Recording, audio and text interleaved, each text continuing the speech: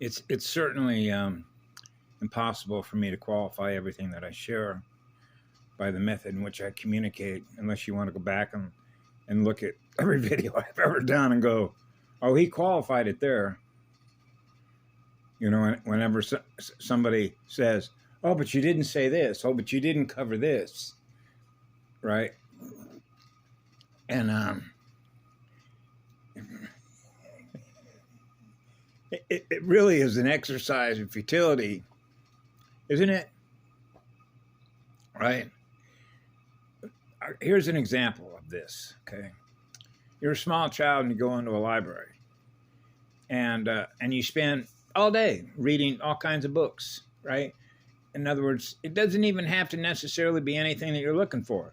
You could just say, hey, a library, this is full of stories, which means it's full of bits and bytes of information. Okay, so you realize you got a circulation system with heart and lungs, right? Bioplasma, water worlds, right? Blood, fire, energy. You're running on energy. And so you're using your consciousness, okay? Your soul, the essence of your spirit.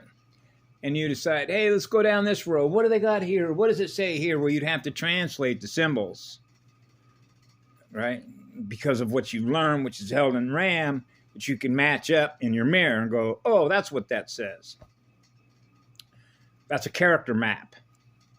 So if you understand what a character is by symbols, what you see visually is math or math codes, visual math codes. Okay, so I was going to cover just a few things that are basic that hopefully others can couple to what we call circulation libraries. So, for example, when I go back to my first account that I was prompted to just start putting some things up, and I had a friend of mine that all of a sudden, just no coincidence, all of a sudden shows up and I meet him at this little park in Sparks, Nevada back in 2020, and him and I began sharing back and forth what he was aware of, because he was aware of some stuff that was on the portal, and he was aware that there might be a change in the money system, the quantum financial system. So he was sort of up on what was going on. He realized that there were significant changes going on. Okay? So as he began asking questions and I began responding to him of what I'm aware of, he begins to realize, whoa, right? Now he's sort of filling in the blanks, much in the way that I mentioned one time when Patty, she's running on a library of what's held in her memory. And then she opens up her library, what's held on her computer, and now she's sharing the library that she's running on. But you realize that the libraries are always cross-indexing each other as a result of what we continue to keep learning, right? In other words, you're not a drill press where somebody just sets it on the switch and just say, punch holes in this piece of metal all day long and set it to go on at 7 a.m. in the morning and have it set up to stop according to a clock. So you realize the machine's running on a clock based on the amount of operations, or if you will, modalities or task modalities you want that machine to do. So you just program that machine to carry out an operation. Now you're in the DNA operating systems. So it wouldn't be a coincidence if I shared with you, for example, my father was a former U.S. Navy pilot when he became a squadron commander. Then he went into, because he'd gone through aeronautical school and he had completed what would be considered through their schools a master's degree in metallurgy. So he was a metallurgist. And he had his own shop that he used all the time, right? And he began showing me certain things when I was a child, working with shortwave radios, and how you begin to realize why you're learning this stuff, showing me how you program machines, okay? Because later on in his career, after having worked early on at a company called Reaction Motors, which was X Projects, Edwards Air Force Base, and if you remember some of the stuff they've recovered from down ET craft, reverse engineering, stuff like that. And then here I am as a little kid being taken into some of these places, right, that other children never get a chance to see. So you can realize when you're an eternal being and you're running a high-speed magnet and you're collecting the information across multiple timelines that are running simultaneously, that are all connected mathematically through quantum intelligence, artificial intelligence. Because the artificial intelligence itself is cross-indexing everything that's being experienced numerically as mathematical numbers, represented by character maps, in the same way that you understand that a GIS, a GPS, or software as above, so below. So you realize that you're a mapper, and your map reading, actually mathematical algorithms, when you think of it as algorithms, but they're really codes, programming codes. How you program matter, the matter state, which you see in the visible light spectrum. So in other words, the math is sort of being done for you because of how fast everything is actually happening as a result of what? The machinery, the construct. Okay, so this is why ever since I was a little kid, I was rearranging the deck chairs everywhere that I was going by the code transfers. Okay, so this is sort of, as an example, something that I did a little while ago when I mentioned the video about Stalingrad, Poland, and how those dates and how those maps work, cross-indexed to what? Soul fragments. As a result of sequenced events that are mathematically inducted, right? In the way that the torque speed differential works in water worlds, and how a system becomes a fallen system as a result of wars, which are debris fields. And DNA debris fields end up with what? Animus fragments. Okay? So when you're monopole with an enormous amount of fire, that means you have access to the original codes. So what happens is, it's like Irina Goaya, when she friended me, and there's no coincidence why her soul and spirit would be led to another soul and spirit in which to do what? Code transfers. And the reason that you get the confirmation is because after I had sent her in the manner in which I communicate using my soul's energy with hers, she's going to experience the energy communication that I'm connected to her. My software being on a motherboard, and where she's at, wherever she's at, so it's like we're all connected in a planetary software system. So now what I'm doing is that the intent of what my soul is and my spirit is communicating with her, what she now receives in her are codes. And she confirmed them by saying, brother, you got codes. That's called code transfer. Okay? So what has to happen now with the QI, which is the cybernetic, it has to try and rearrange the deck chairs of everything that it's been holding in memory to keep these phantom timelines running. You see how that works? And what does that do? Well, try and put this in the mathematical context of eternity, and something that I mentioned one time about Patty Broussard. When her and I were on a phone, I was in Reno, Nevada in a motel room, right? And she's wherever she was, and her and I were communicating back and forth on the phone. So I've got a direct connection. So I can experience and feel her soul, and I can experience what she's communicating with me, with my soul. And what she had mentioned to me is how she wanted to go all the way back in time, before the Draco and the Annunaki, believe it or not, ever came into creation. As a result of what happened post. You know the difference between post and pre, right? And she said that she was willing to give up her soul so that all of those soul fragments that are represented by what happened in all those wars could have been prevented because of the amount of suffering and spiritual torture that was a result therein. So immediately after she shared that with me, I remember experiencing I was willing to do the same thing. I am an eternal being. So I sort of process it a little bit differently, but I processed it mathematically. And that becomes what?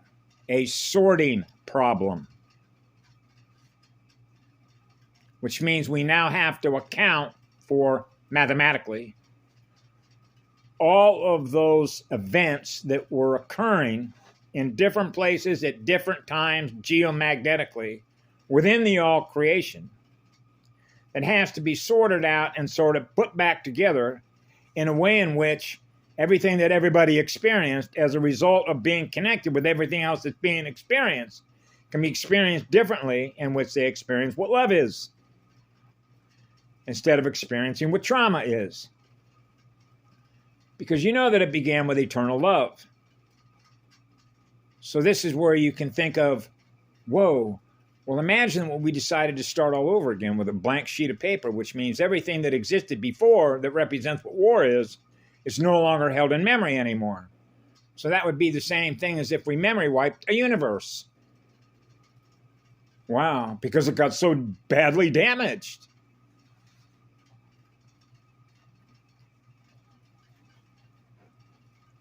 Mutagenic effects, our mutated codes, right? So now we're back to what I said earlier about how many souls you want to keep throwing into this battle. How many souls you want to keep throwing into this battle. How many souls you want to keep throwing into this battle.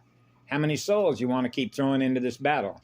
Keep throwing into the battle until we finally get it right.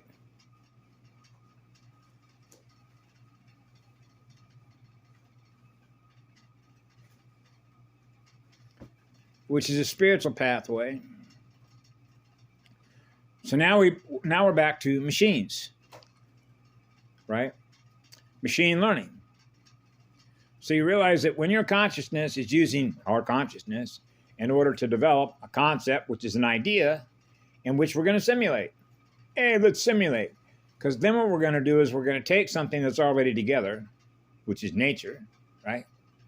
Just like using a steam shovel to go dig up a big hole, right? Now we're going to mine copper. Now we're going to mine this. Now we're going to mine this out of the planet, right? And then we're going to take all the time and the energy and the battery slaves that we're going to pay them crumbs out of what we harvest, because we're the ones that are developing the machines in order to do the job that machines do, and in order to extract that which comes out of nature, which is living energy. So now we're going to use the machines in order to create something different, upon which they do what? They sell it back to the same beings that represent what they took to begin with out of us that created it. So in other words, they take the energy that represents what we are, right? Then they use their machines to simply reassemble it in a different way and then sell it back to us. So in other words, they're using our energy in which to build war machines. Yep. So that means we're giving them consent to use our energy to go to war against ourselves. Yep. Because now we're experiencing the war as a result of what they did when they come into a planet. And now they use this planet as a resource base in which to build these machines throughout all their military industrial complexes, complex number space of consciousness, using planets and galaxies as the means to which to do what? Build machines. Build war machines. Isn't that what they do? Tanks, jets, aircraft carriers, right? Most people don't even have any idea what radar does to a mirror, to a tree, which is also against the law because love does no harm. So that means that all the machines that they program, which is programming matter, are used to destroy planets. Because that's we can measure what they do with their consciousness. This is a little bit of a different machine other than, you remember who Data was, right? Now we get into versions of Data. Remember the little video that I put up that Data had when they were having a little discussion with Captain Picard and then another commander, and Commander Reichert was there and Data was there? And the gentleman that was having this discussion with Captain Picard happened to be, if you will, like an engineer who oversees what is known as development, machine development, android development, cyborg development. See? So this is where machines realize that whatever version is represented by what they are that's running on artificial intelligence, they know they're getting replaced because they're already getting replaced by somebody else's architect as soon as they've already been on the drawing board. As a matter of fact, there's somebody else that's in another cubicle in another corporation that's already come up with a better version. Wow. Because they're in competition. Machines compete against each other to build better machines. And this is brilliantly illustrated by all you have to do is look at the history of the Ford Motor Company. Look at the history of General Motors. They were competing against each other. They used to send their spies. General Motors used to send spies to go over there and look to see what was the latest model of a Chrysler product, because they didn't really think Chrysler was going to be able to produce anything that was going to be able to do what?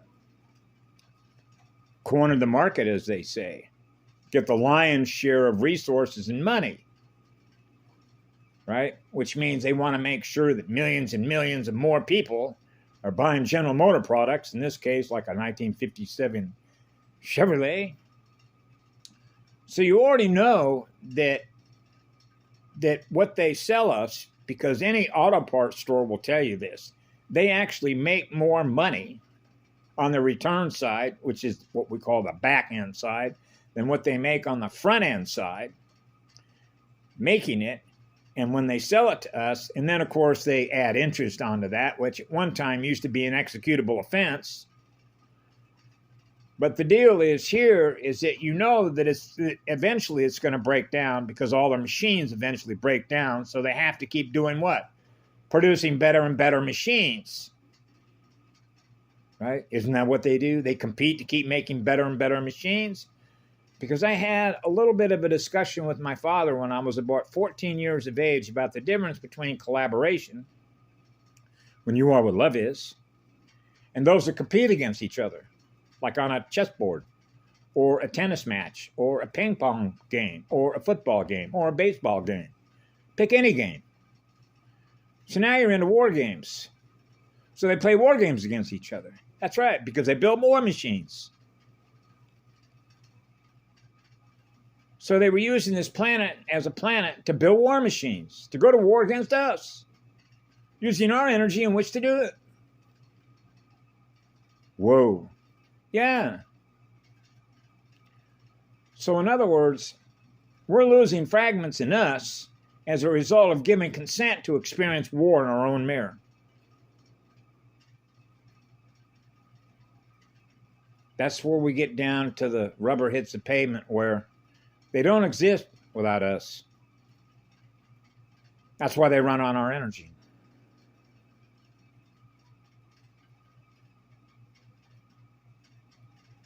So when our energy has decided in spirit, communicating spirit to spirit, elemental to elementals, big spirits, spirits that are real gods, spirits that are real goddesses, decide to all come together and say, we're ending this shit. That is a lot of fire. That means that we honor the highest law of one. They don't honor the highest law of one. They honor a different code, and that's called a machine code. And we precede and predate the first machine, don't we? Yep. That's right.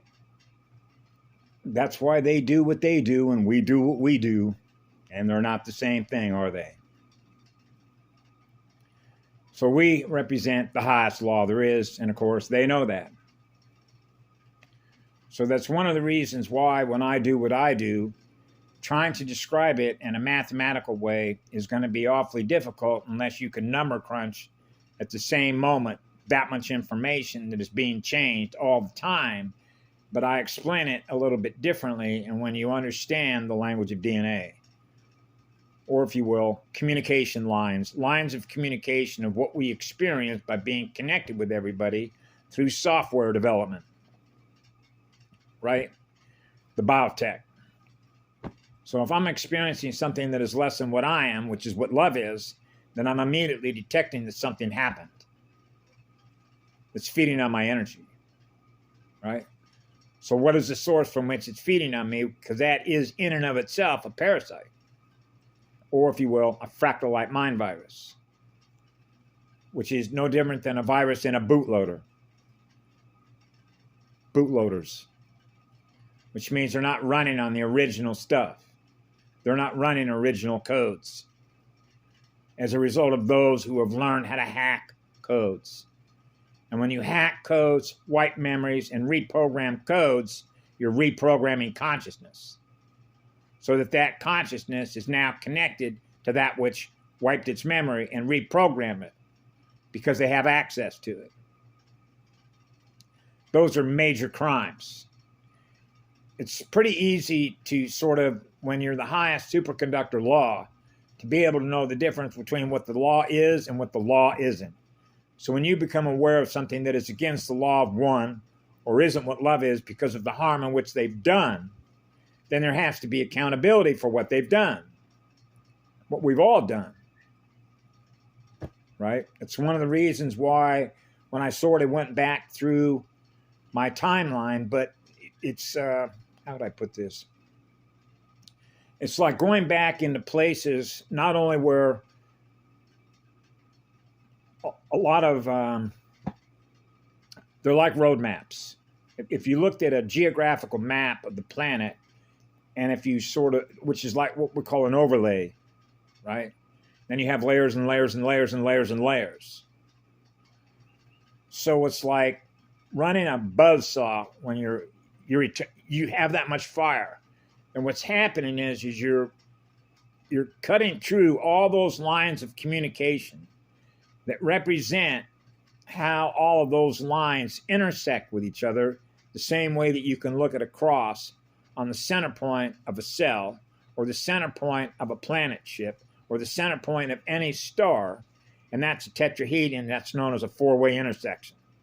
So now when you connect all the circuits that are connected to each other, and you can think of everything that's been held in memory, which represents records, which are libraries of what's been experienced by everyone that is running software in which they find themselves in a spiritual realm, that is running mathematical codes in which that software is connected to all the other software. And you realize that what's going on here is represented by something that is less than what love is. And then you start to numerically quantify and qualify everything across the entire spectrum, going back to the beginning of no time. And eternal fire is cutting through all these lines, is actually cutting through all these records in which all these algorithms are being cross-indexed and held in memory by everybody that's running RAM in their software, including the planet. Because otherwise, it's not in memory. So now we get back to when I was a child, when I realized, okay, what I'm going to hold in memory, what I'm not going to hold in memory. Because you have the ability to choose, when you have free will, to choose what you're going to experience and thus record. But there are so many events that are happening so fast across all the different software in which it's a numerical quantification and qualitative process. I measure it differently, which makes it real simple. And I measure it through the resistance that I mentioned before. You're measuring the density. The resistance be sort of like this. If you could quantify how many operating systems are all connected to each other within a planetary software terrain, that are all experiencing being connected with everyone on a motherboard, then you can measure the resistance on a motherboard inside of a planet. Okay? Between loss and gain, or the capacity for everyone that's running a software operating system to experience eternal light, which is eternal unconditional love. Now you can make a measurement in the density for all those software operating systems to be able to experience the law of one. That means that every software operating system that is operating here inside this planet ship. When it is experiencing the law of one, that means that everybody's circuits have been cleared. It's like starting over from zero, which means every software operating system is now experiencing eternity. They're experiencing the eternal love from which it all began. That's what the law is. Which means nobody, there isn't a software system in here that's experiencing anything less than what the law of one is. Everybody's experiencing being loved by the one. Or if you will, a monopole. A father and a mother joined as one. Much like I described earlier about the little boy and the little girl are holding hands and they're observing the tree of life, what we created together, which is the seed and the grower. So the seed and the grower that began HU Harmonic Universe 1 now realizes so much of that tree, right, got corrupted. Turned out to be war. That's not what we intended. Because love is the law. So when love is the law, then the natural physics in which the law of one works, which is a law of least effort, will return to the law of least effort throughout the all creation. So that naturally means an enormous amount of fire, in which it's wanting to recreate itself into something completely different than anything we've ever experienced before because of what happened, in which we lost so much before.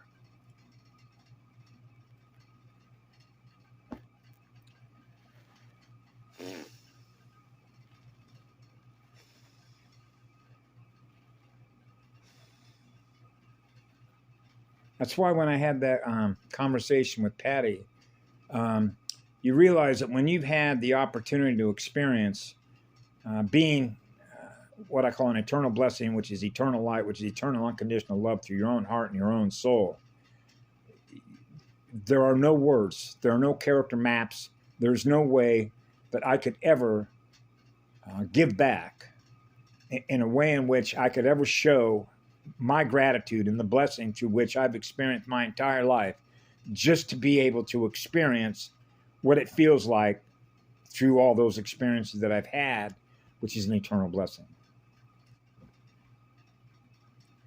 And I used to think to myself, because it really is a feeling, it's what you feel deep in your heart and soul, how many of those that you've come across that simply have no memory of that? They've never experienced that. And they may never experience that, right? Unless they experience what you are, which is what love is. So when you put that in the context of realizing how so many beings on this planet, that as a result of wars, has led to so much trauma that souls have experienced, then you realize when you're still experiencing eternal love through your own heart that you have for the all creation, you can imagine and see why it is what leads to so many tears. Because you would want for them to be able to experience not only being healed, but actually experience what it's like to experience being loved that deeply, which means they're actually experiencing eternity. They're actually experiencing how beautiful it is to experience that energy that they're no longer in fear of. Much like the experience that I had with Misha Falme on the island of Oahu when I was in her house, when she was almost ready to transfer, because that's what it is. All that energy, okay? All that dark energy into me, because I can burn it off.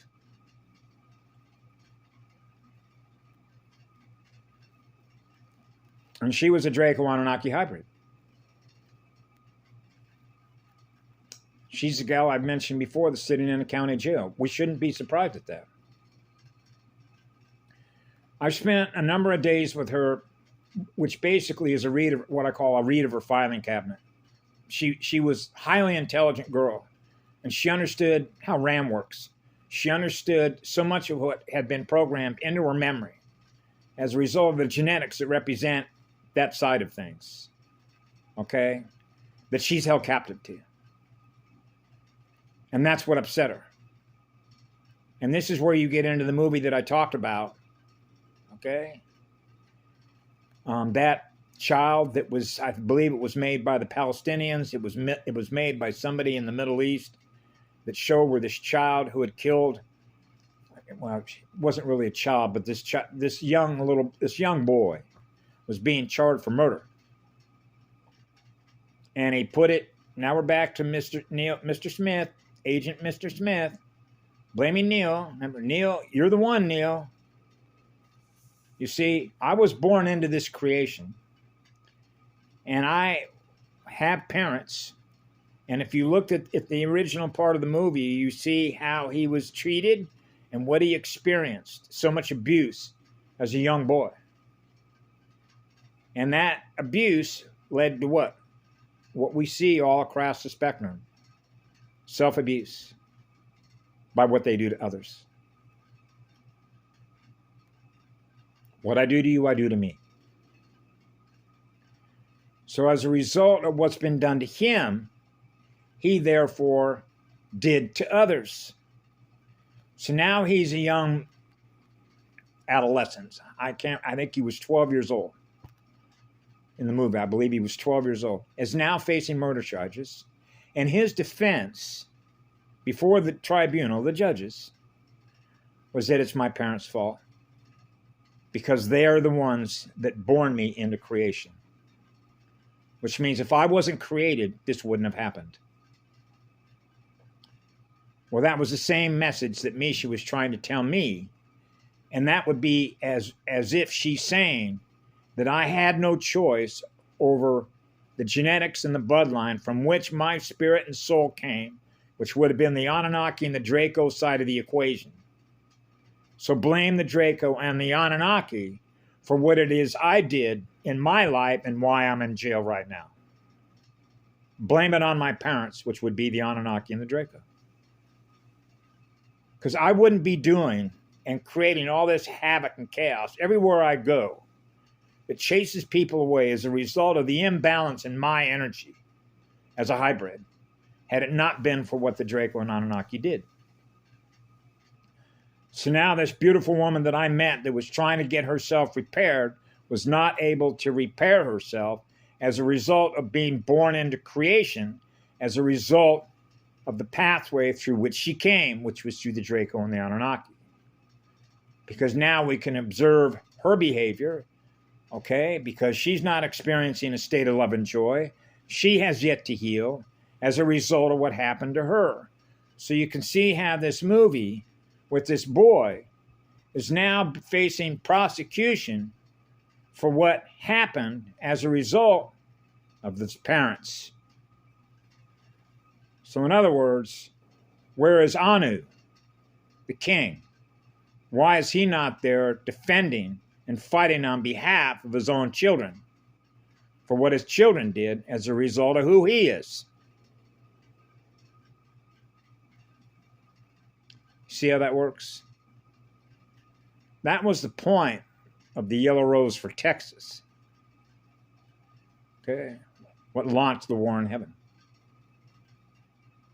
That's the truth of it. Have a good day. I love you all. Be good to yourselves.